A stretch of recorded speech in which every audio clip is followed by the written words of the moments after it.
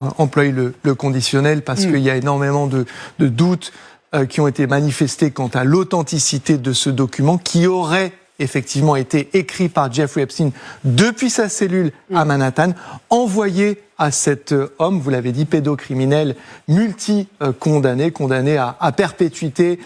Il était, vous l'avez dit, l'ancien médecin de l'équipe olympique américaine, équipe de gymnastique, et dans laquelle, et Armelle Exposito rappelait le contenu, voilà, des échanges salaces concernant des jeunes filles et qui mettent directement en cause l'occupant de la Maison-Blanche, Donald Trump. Vous voyez la citation. Oui, c'est là, les jeunes filles nubiles. Explicite, oui, ce qui veut dire mineur, en l'occurrence. Expression extrêmement dérangeante. Et puis, dernier point, Gallagher, il faut toujours être prudent, hein, mais c'est partie des citations de Donald Trump dans ce dossier tentaculaire. Le président américain est accusé de viol par l'une des victimes présumées de Jeffrey Epstein, qui dit qu'elle avait trop peur à l'époque de porter plainte. Oui, effectivement, elle avait peur même d'être tuée par certains de ces hommes si puissants.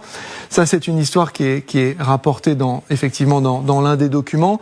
Un ancien chauffeur de limousine dans les années 90, ça c'est l'autre fait nouveau, c'est que la culpabilité de Jeffrey Epstein, en tous les cas la mise en cause de Jeffrey Epstein, date de bien avant le début des années 2000, les années